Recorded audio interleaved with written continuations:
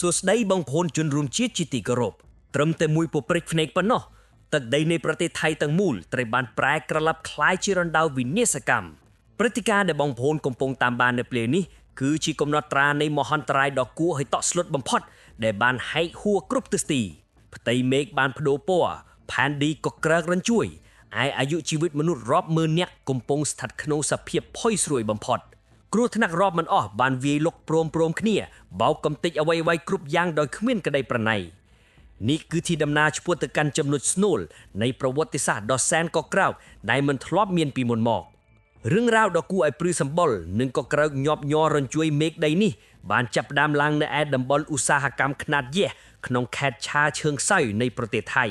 កាលពីវេលាម៉ោង 4:30 នាទីល្ងាចខណៈដែលព្រះអាទិត្យកំពុងតែបញ្ចេញកម្ដៅហើយកម្មកររាប់សិបនាក់នៅក្នុងរោងចក្រកំពុងតែបញ្ចេញញើសឈាមបំពេញការងារយ៉ាងមមាញឹកដោយមិនបានដឹងខ្លួនសោះថាពួកគេកំពុងតែឈរនៅលើមាត់រណ្ដៅភ្នំភ្លើងគីមីនោះស្រាប់តែគ្រោះថ្នាក់ដ៏សាហាវខូខៃដែលគ្មាននរណាម្នាក់នឹកស្មានដល់បានលូនចូលមកដល់យ៉ាងស្ងៀមស្ងាត់បំផុតផ្កាភ្លើងដ៏តូចមួយដែលមើលទៅហាក់ដូចជាគ្មានឥទ្ធិពលអ្វីសោះនោះបានទម្លាក់ខ្លួនឆាបឆេះឡើងនៅក្នុងឃ្លាំងស្តុកសារធាតុគីមីដ៏ធំល្វឹងល្វើយសូមចាំថាទីនោះមិនមែនជាឃ្លាំងទំនិញធម្មតាទេតែវាគឺជាឃ្លាំងដែលមានផ្ទុកទៅដោយសារធាតុ thinner ដ៏សែនគ្រោះថ្នាក់កោជើងគ្នាខ្ពក់កប់ពពករហូតដល់ទៅ 30,000 លីត្រលាយឡំជាមួយសារធាតុរលាយរាប់សិបមុខទៀតដែលសុទ្ធសឹងតែជាចំណីដ៏ឆ្ងាញ់បំផុតរបស់អគ្គីភ្លើងត្រឹមតែមួយពព្រិចភ្នែកប៉ុណ្ណោះប៊ូមសំឡេងផ្ទុះយ៉ាងកង់រំពងបានលាន់ឡើងរញ្ជួយកក្រោកដីប្រៀបដូចជាការទម្លាក់គ្រាប់បែកកណ្ដាលទីក្រុងកម្លាំងផ្ទុះនេះវាសាហាវនឹងមហិមាខ្លាំងកម្រិតណាទៅសាហាវរហូតដល់ថ្នាក់ធ្វើឲ្យប្រជាជនថៃពេញមួយប្រទេសនាំគ្នាភ័យស្លន់ស្លោបេះដូងលោតខុសចង្វាក់ស្រែកឆៅឡៅពេញបណ្ដាញសង្គមព្រោះនឹកស្មានតែសង្គ្រាមលោកទី3ផ្ទុះឡើងហើយមានគ្រាប់មីស៊ីលផ្លោងចេញពីប្រទេសអ៊ីរ៉ង់មកធ្លាក់ចំកណ្ដាលទីក្រុងរបស់ខ្លួនបាត់ទៅហើយរលកសំឡេងនៃការផ្ទុះនេះបានបោកធ្វើឲ្យកញ្ចក់អគារដែលនៅក្បែរនោះញ័រទៅត្រឹកមនុស្សម្នានៅតាមដងផ្លូវទម្លាក់ខ្លួនក្រាបផ្ទាល់ដីព្រោះស្មានតែជាការវាយប្រហារពីលើអាកាសយ៉ាងពិតប្រាកដសូមបងប្អូនសម្លឹងមើលទៅកាន់រូបភាពនៃទិដ្ឋភាពនៅពេលនោះឲ្យច្បាស់អណ្ដាតភ្លើងពណ៌ក្រហមច្រាលលាយឡំនឹងពន្លឺពណ៌ខៀវនៃសារធាតុគីមីដែលកំពុងពុះកញ្ជ្រោលបានលោតផ្លោក់ឆាបឆែកយ៉ាងសន្ធោសន្ធៅលេបត្របាក់រចនាសម្ព័ន្ធដៃថែបដ៏រឹងមាំនៃរោងចក្រឲ្យប្រែពណ៌ក្រហមទុំហើយរលាយទុនបាក់ស្រុតចក់មកប្រៀបដូចជាគេយកភ្លើងទៅដុតក្រមួនអញ្ចឹងអោព្រះអើយទិដ្ឋភាពនៅពេលនោះគឺមិនខុសពីរណ្ដៅនៃរោគកណ្ដាលថ្ងៃត្រង់ឡើយ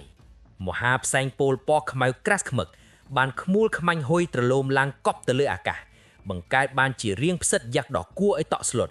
បាំងចិត្តពន្លឺព្រះអាទិត្យធ្វើឲ្យមេឃដែលកំពុងតែភ្លីស្រឡះប្រែជាងងឹតស្លុបត្រឹមតែប៉ុន្មានវិនាទីកម្មកររាប់សិបញាក់ដែលកំពុងជាប់គាំងខាងក្នុងត្រូវបោះចោលអ្វីទាំងអស់សូម្បីតែស្បែកជើងក៏មិនខ្ចីពាកនាំគ្នារត់ប្រសិទ្ធប្រសែកលោតផ្លោះរបងបន្លាលួសនៃរោងចក្រទាំងភ័យស្លន់ស្លោនិងក្អកឆ្លោះផ្សែងដើម្បីប្រណាំងប្រជែងដណ្ដើមយកជីវិតរស់ពីសេចក្តីស្លាប់ដែលកំពុងហើបមាត់ដេញលេបត្របាក់ពីក្រោយខ្លោងដោយសារតែទំហំនៃការឆាបឆែកនេះវាធំធេងពេកកម្រិតនៃអគ្គិភីត្រូវបានអាជ្ញាធរប្រកាសហក់ឡើងដល់កម្រិតទី5ភ្លាមដែលជាកម្រិតវិនាសកម្មខ្ពស់បំផុតនិងមិនអាចគ្រប់គ្រងបានរថយន្តពន្លត់អគ្គិភីជាង20គ្រឿងព្រមទាំងកងកម្លាំងសង្គ្រោះនិងទាហានរាប់រយនាក់បានសម្រុកមកដល់ទីតាំងកើតហេតុទាំងសំឡេងស៊ីរ៉ែនត្រហឹងអឹងកងខ្វាញ់ខ្វាត់ពេញដងផ្លូវប៉ុន្តែនៅពេលដែលកងកម្លាំងចុះមកដល់ពួកគេបានត្រឹមតែឈរគាំងស្ទើរតែទម្លាក់ទុយោទឹកចោលទៅហើយព្រោះនេះមិនមែនជាភ្លើងឆេះព្រៃឬភ្លើងឆេះផ្ទះធម្មតាទេវាជាឡនេរ៉ូគីមីទឹកមិនត្រឹមតែមិនអាចសម្លាប់វាបានឡើយផ្ទុយទៅវិញការបាញ់ទឹកចូលទៅគឺប្រៀបដូចជាការចាក់សាំងបន្ថែមធ្វើឲ្យសារធាតុគីមី 30,000 លីត្រនោះកាន់តែពុះកញ្ជ្រោលផ្ទុះបែកផ្កាភ្លើងខ្ទាតសពទិសទីកងកម្លាំងដ៏អង់អាចដែលឈរនៅជួរមុខត្រូវប្រឈមមុខនឹងមហាកម្ដៅរាប់ពាន់អង្សាសេដែលសាយភាយចេញមកក្រៅសូម្បីតែខែលការពារមុខនិងឯកសង្ខានរបស់ពួកគេក៏ស្ទើរតែរលាយទៅហើយគ្មានជំរឿអ្វីផ្សេងពួកគេត្រូវដកថយបន្តិចហើយសម្រាប់ចិត្តប្រើប្រាស់ពពុះហ្វូមរាប់តោនបាញ់ស្រោចពីលើទាំងប្រថៅបំផុតដើម្បីសង្កត់កម្ដៅ នឹងទប់ស្កាត់កុំឲ្យបិសាចភ្លើងមួយនេះលោតផ្លោះរៀលដាវទៅលាបត្របាក់ផ្ទះប្រជាពលរដ្ឋរាប់ពាន់ខ្នងដែលនៅតម្រង់ជួរគ្នាក្បែរនោះការតស៊ូប្រយុទ្ធគ្នាយ៉ាងស្លាប់រស់រវាងកងសង្គ្រោះនិងអណ្ដាតភ្លើងគីមីនេះគឺប្រព្រឹត្តទៅយ៉ាងស្វិតស្វាញនិងតានតឹងស្ទើរផ្ដាច់ដង្ហើមរាល់វិនាទីខណៈដែលប្រទេសទាំងមូលកំពុងតែតាមដានមើលដោយបេះដូងលោតញាប់និងក្តីបារម្ភខណៈដែលសមុទ្រភ្លើងគីមីកំពុងតែឆាបឆេរលោកលក់ត្របាក់ទីក្រុងនៅទិសសងខាងសូមបងប្អូនងាកសម្លឹងមើលទៅកាន់ទិសមួយទៀតនៅឯខេត្តត្រាតដែលគេស្គាល់យ៉ាងច្បាស់ថាជាជង្រុកកសិកម្មនិងជាដែនដីមាសបៃតងដ៏ធំបំផុត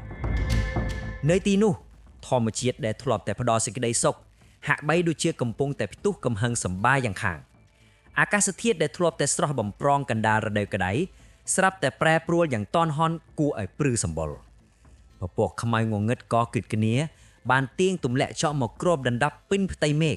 បាំងជិតពន្លឺព្រះអាទិត្យងងឹតស្លុបអមដោយសំឡេងផ្គរលាន់ក្រហឹមក្រាំងក្រាំងលាន់ក៏ក្រាកចេញពីបាតមេឃ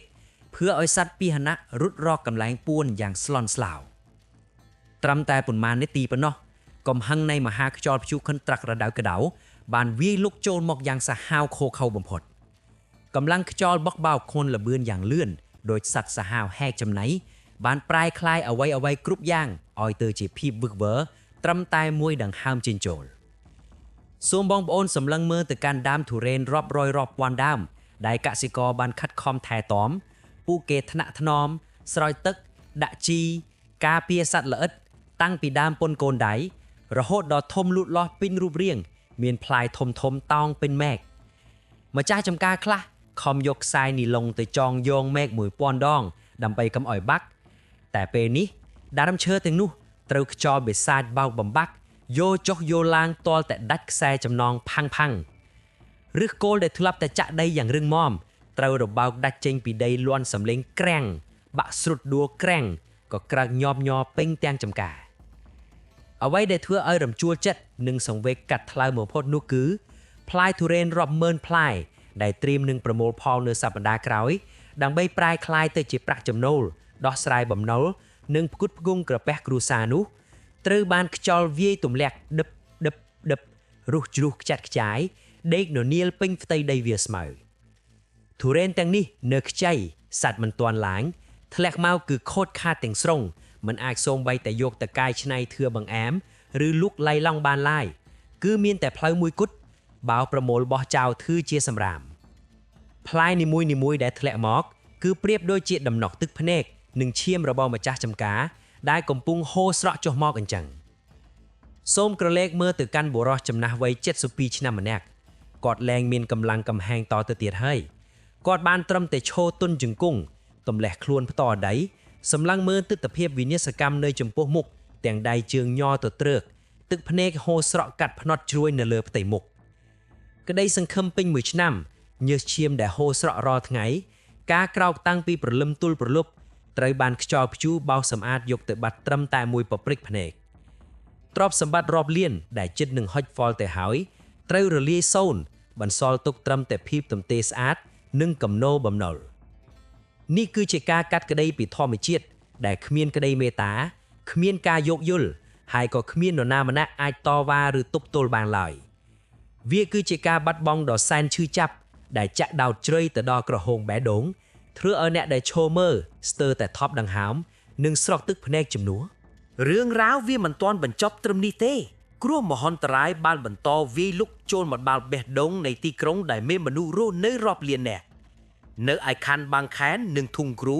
អគ្គិភ័យបានឆាបឆេះឡើងកណ្ដាលសហគមន៍ដែលមានផ្ទះសាងសង់ជាប់គ្នាប្រៀបដូចជាសំណាញ់ពីងពីងវេលាម៉ោង 2:19 នាទីរសៀលផ្សែងខ្មៅបានហុយចេញពីដំបូលផ្ទះល្វែងមកកន្លែងដោយសារតែអាកាសធាតុក្តៅហួតហែងនិងរចនាសម្ព័ន្ធឈើអណ្ដាតភ្លើងបានឆាបឆេះរៀលដាលយ៉ាងលឿនសាហាវផ្លោះពីផ្ទះមួយទៅផ្ទះមួយទៀតត្រឹមតែប៉ុន្មានវិនាទីមនុស្សម្នាស្រែកឆៅឡៅរត់ប្រវាយប្រតប់អូសទាញកូនចៅចេញពីលំនៅឋានទាំងតក់ក្រហល់បេសកកម្មសង្គ្រោះនៅទីនេះគឺប្រឈមនឹងការលំបាកកម្រិតកំពូលផ្លូវចូលទៅកាន់សហគមន៍មានសភាពតូចចង្អៀតខ្លាំងធ្វើឲ្យរថយន្តពន្លត់អគ្គិភ័យខ្នាតធំមិនអាចបើកចូលទៅដល់គោលដៅបានដោយងាយស្រួល កងកម្លាំងសង្គ្រោះបន្ទាន់ត្រូវបង្ខំចិត្តលីទូយ៉ូទឹកដ៏ធ្ងន់រត់សម្រុកកាត់ផ្សែងភ្លើងរាប់រយម៉ែត្រចូលទៅដល់ស្នូលនៃអគ្គីភ័យពួកគេត្រូវប្រថុយជីវិតតោងឡើងចិនដាវដ៏កភុឈរនៅលើដំបូលដែលស្ទើរតែបាក់ស្រុតដើម្បីបាញ់ទឹកសង្កត់អណ្ដាតភ្លើងកុំឲ្យវាតង់ស៊ីផ្ទះរាប់សិបខ្នងទៀតកម្ដៅហុបស្អប់ស្អាប់សំឡេងកញ្ចក់បែកខ្ចាយនិងសម្រែកយំសោករបស់ប្រជាជនបានប្រែក្លាយទីក្រុងឲ្យទៅជាសមរភូមិប្រយុទ្ធដ៏សែនស្វិតស្វាងរវាងមនុស្សនិងធម្មជាតិទោះបីជាផ្ទះចំនួន3ខ្នងត្រូវរលាយคล้ายជាផែលនិងមានញាក់រងរបួសក៏ពិតមែនប៉ុន្តែការប្រឹងប្រែងរបស់កងសង្គ្រោះដែលធ្វើការដោយមិនគិតពីអាយុជីវិតខ្លួនឯងបានសង្គ្រោះផ្ទះរាប់រយខ្នងទៀតឲ្យរួចផុតពីការលេបត្របាក់នៃបិសាចភ្លើងនេះខណៈដែលនៅក្នុងប្រទេសកំពុងតែតស៊ូដោះស្រាយបញ្ហាវិនាសកម្មរាប់រយចម្ពោះដែលឆេះរលាយនៅនឹងមុខសូមងាកមកមើលនៅឯក្រៅប្រទេសឯណោះវិញអាយុជីវិតរបស់ពលរដ្ឋថៃរាប់ពាន់នាក់កំពុងតែត្រូវគេបោះចូលទៅកណ្ដាលរង្វង់ភ្លើងសង្គ្រាមដ៏សាហាវយង់ក្នុងបំផុតក្នុងតំបន់មជ្ឈិមបូព៌ានៅទីនោះវាលែងជាកន្លែងរស់នៅទៀតហើយក្របមីស៊ីលហោះកាត់ក្បាលខ្វែងខ្វាត់អាចធ្លាក់មកកំទេចអាយុជីវិតគ្រប់វិនាទីដែនអាកាសត្រូវបានបិទជិតឈឹងជើងហោះហើរត្រូវលុបចោលទាំងស្រុងផ្លូវរត់គេចខ្លួនត្រូវបានកាត់ផ្ដាច់គ្មានសល់ភាពភ័យស្លន់ស្លោនិងសម្រែកយំសុំក្តីមេត្តាបានគ្របដណ្ដប់ទៅលើពលរដ្ឋដែលកំពុងជាប់គាំងពួកគេត្រូវលាក់ខ្លួនក្នុងទីងងឹតដេកអបគ្នាភ័យញ័រទៅត្រើករងចាំមើលថាតើគ្រាប់បែកនឹងធ្លាក់ចំក្បាលនៅវិនាទីណាតើត្រូវធ្វើដូចម្ដេចដើម្បីសង្គ្រោះពួកគេពីនរកលោកីនេះក្នុងស្ថានភាពដ៏សែនថប់ដង្ហើមនេះកងទ័ពជើងទឹកថៃបានប្រកាសបញ្ចេញនូវបេសកកម្មទ្រង់ទ្រាយធំបំផុតមួយ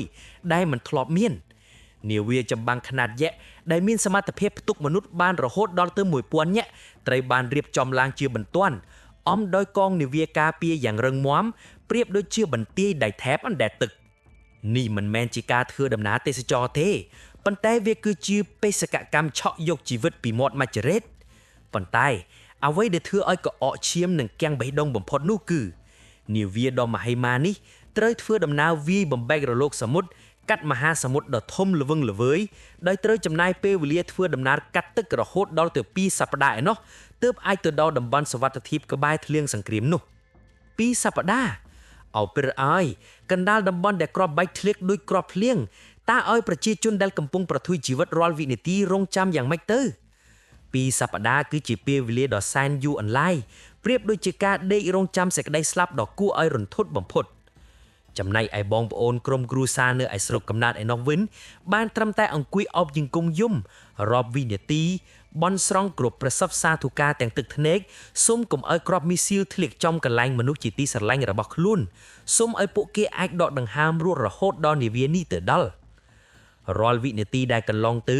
គឺពោពេញទៅដោយភាពភ័យរន្ធត់ថប់ដង្ហើមនិងការភ័យខ្លាចកម្រិតកំពូលដែលមិនមាននរណាម្នាក់ហ៊ានធានាទេថាតើនាវាយក្សនេះនឹងទៅទាន់ពេលដើម្បីទទួលយកមនុស្សរស់ឬក៏ត្រូវទៅប្រមូលយកត្រឹមតែភែកផោងនិងសាកសពនោះទេ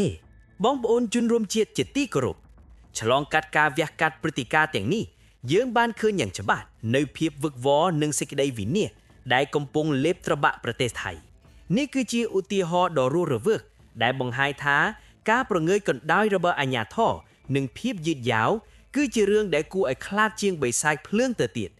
ព្រោះវាទុកឲ្យប្រជាជនរត់ប្រះអាយុរស់រៀងៗខ្លួនហេតុការណ៍នេះបានរំលឹកបងប្អូនខ្មែរយើងឲ្យដឹងថាជីវិតគឺផុយស្រួយណាស់សូមបងប្អូនប្រជាពលរដ្ឋយើងទាំងអស់គ្នាយកចិត្តទុកដាក់ខ្ពស់ចំពោះសុវត្ថិភាពផ្ទាល់ខ្លួននិងក្រុមគ្រួសារកុំធ្វេសប្រហែសអ្វីសោះទោះស្ថិតក្នុងកាលៈទេសៈណាក៏ដោយសូមបងប្អូនកុំភ្លេចចុច like share និង subscribe សូមជូនពរឲ្យបងប្អូនទាំងអស់គ្នាជួបតែសេចក្តីសុខនិងសុវត្ថិភាពគ្រប់ពេលវេលាសូមអរគុណនិងសូមគោរពលា